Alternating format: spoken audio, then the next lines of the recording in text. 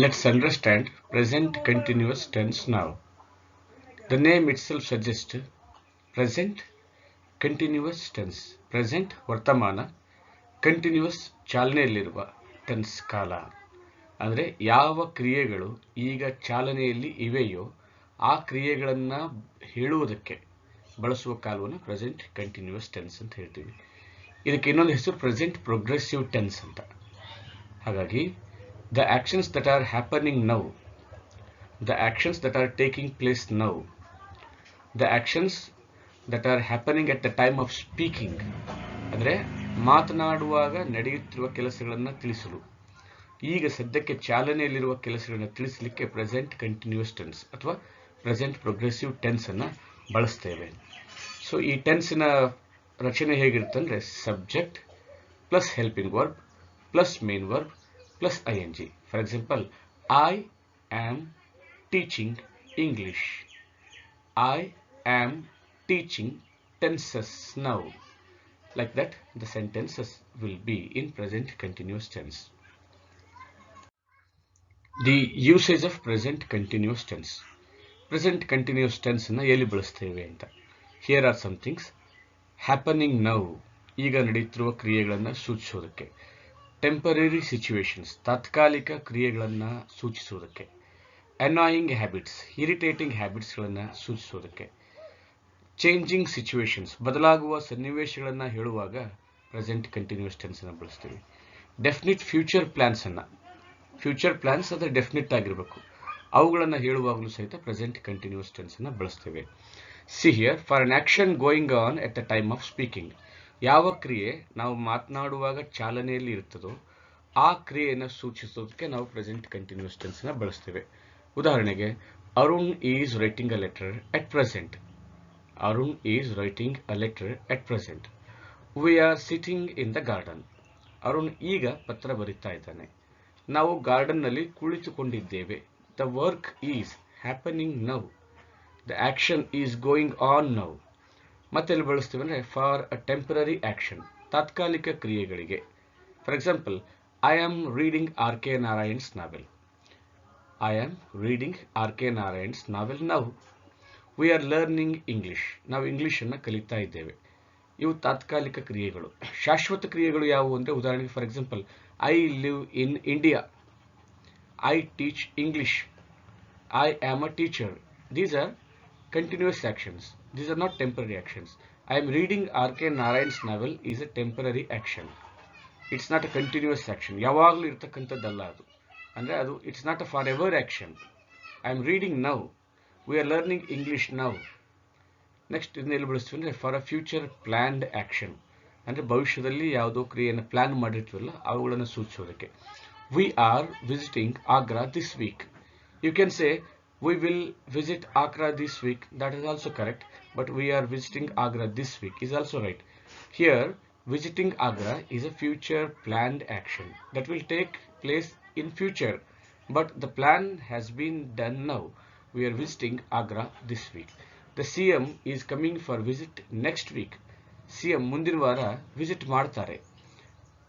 That action will take place in the future, but that is planned, is coming.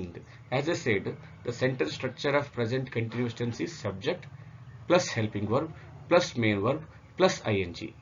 I, subject, am, helping verb, reading, main verb plus ing. I am reading R.K. Narayan's novel. See here, happening now. Now, at the moment, currently, ಈಗ ಚಾಲನೆಯಲ್ಲಿರುವ. ಉದಾಹರಣೆಗೆ, Julie is sleeping at the moment. Or temporary action ge, I am staying with a friend for few days. Like that. Annoying habits. You are always losing your keys. It's an irritating habit. He is always thinking negatively. That's an irritating, annoying habit. So these are the usages of present continuous tense. But when we are using present continuous tense, there is the possibility of committing mistake. ನಾವು ಈ ಥರ ವಾಕ್ಯಗಳನ್ನ ಹೇಳುವಾಗ ಬಳಸುವಾಗ ಕೆಲವು ತಪ್ಪುಗಳನ್ನ ಮಾಡ್ತಿರ್ತೀವಿ. ಆ ಎರರ್ಸನ್ನು next ಸ್ಲೈಡ್ನಲ್ಲಿ ನೋಡೋಣಂತೆ. ಇದೇ ಟೆನ್ಸನ್ನು ಪಾಸಿಟಿವ್ನಲ್ಲಿ, ನೆಗೆಟಿವ್ನಲ್ಲಿ, ಕ್ವಶನ್ನಲ್ಲಿ ಯಾವ ರೀತಿ ಬಳಸ್ತೀವಿ.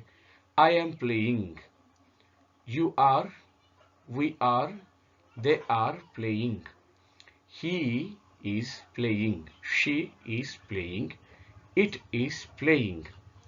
So at the time of speaking, ing plus subject plus helping verb plus main verb plus ing. I am playing. You are playing. We are playing. They are playing.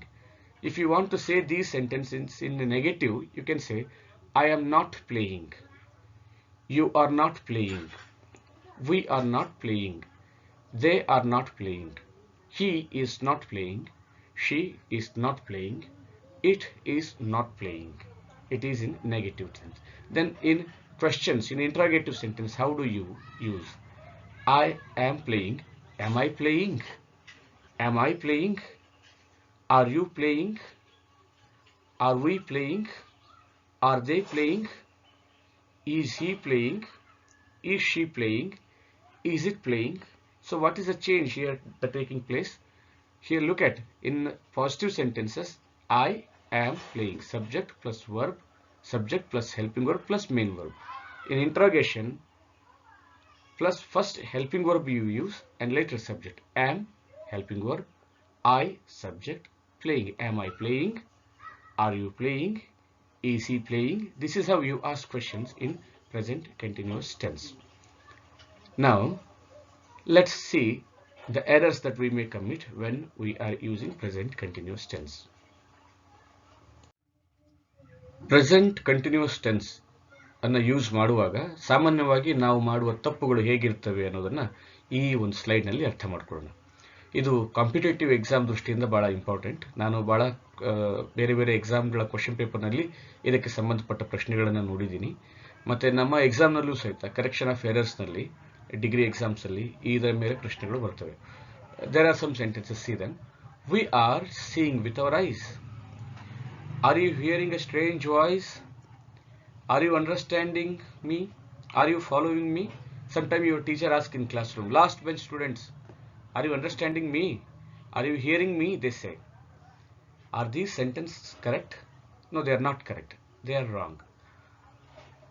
We usually think that these are correct sentences because we are accustomed to those sentences. We are adjusted to those. We often hear them, so we think these are correct sentences. But actually, these are not right form of sentences. How do we say we are seeing with our eyes? No, we say we see with our eyes. Are you hearing a strange noise, or are you hearing a strange voice or noise? Are you hearing a strange voice? No. Do you hear a strange voice? Do you hear a strange noise? You can say like that. Are you understanding me? No. You should say, do you understand me? Do you follow me? So instead of present continuous tense, we use simple present tenses in these situations. Why? Let us discuss that now. See here, present simple must be used instead of the present continuous with verbs of perception, verbs of cognition, verbs of emotion. ಅಂದ್ರೆ ಈ ಪದಗಳ ಮುಂದೆ ಈ ಪದಗಳಿಗೆ ನಾವು only simple present tense ಅನ್ನು ಮಾತ್ರ ಬಳಸಬೇಕು, ಪ್ರೆಸೆಂಟ್ ಕಂಟಿನ್ಯೂಸ್ ಅನ್ನು ಬಳಸಬಾರ್ದು ಅಂತ. ಹಾಗಾಗಿ for example, Rahul Gandhi is resembling Rajiv Gandhi. No, Rahul Gandhi resembles Rajiv Gandhi. I am remembering Mahatma Gandhi today. No, I remember Mahatma Gandhi today. We remember Mahatma Gandhi. We remember Shakespeare. We should not say we are remembering. So these are the common errors that happen in our day-to-day communication. See what the rule says. Present simple must be used instead of the present continuous tense with verbs of perception. ಗ್ರಹಿಕೆಗೆ ಸಂಬಂಧಪಟ್ಟ ಪದಗಳ ಮುಂದೆ, ಕ್ರಿಯಾಪದಗಳ ಮುಂದೆ, cognition ಜ್ಞಾನ ವಲಯಕ್ಕೆ ಸಂಬಂಧಪಟ್ಟ ಕ್ರಿಯಾಪದಗಳ ಮುಂದೆ, emotion ಭಾವನೆಗಳಿಗೆ ಸಂಬಂಧಪಟ್ಟ ಕ್ರಿಯಾಪದಗಳ ಮುಂದೆ ಆ ಕ್ರಿಯಾಪದಗಳನ್ನು ನಾವು ಪ್ರೆಸೆಂಟ್ ಕಂಟಿನ್ಯೂಸ್ ಟೆನ್ಸ್ನಲ್ಲಿ ಹೇಳಬಾರದು. ಅವುಗಳನ್ನು ನಾವು ಸಿಂಪಲ್ ಪ್ರೆಸೆಂಟ್ ಟೆನ್ಸ್ನಲ್ಲಿ ಹೇಳಬೇಕು. ಹಾಗಾಗಿ you should not say I am feeling very hot now. No, I feel. You should say I am hearing. No, I hear. I am smelling something foul. No, I smell something foul. I am not believing you. No, you should not say I am not believing you. You should say I believe you. I am knowing it. No, I know it. You should say I know it. Emotion. I am hoping this should happen. No, I hope. We love. I'm loving. We never say. We love. I love. I hate. We hate. So feel, hear, smell are the verbs of perception. Believe, know, think are the verbs of cognition. Hope, love, hate are the verbs of emotions. These verbs should not be used in present continuous tense. They must be used in simple present tense. ಇವುಗಳನ್ನ simple present tense ನಲ್ಲಿಯೇ ಹೇಳಬೇಕು. I love my nation. I smell something bad. I feel happy. I believe you. I know this is wrong. You should not say I am knowing it, I am believing it, I am hoping it. No, these are the errors. Okay, ಹೀಗೆ ನಾವು present continuous tense ಅನ್ನ ಬೇರೆ ಬೇರೆ ಸಂದರ್ಭದಲ್ಲಿ ಬಳಸ್ತೀವಿ. ಮುಂದಿನ ವಿಡಿಯೋದಲ್ಲಿ present perfect tense ಅನ್ನ ಡಿಸ್ಕಸ್ ಮಾಡೋಣ.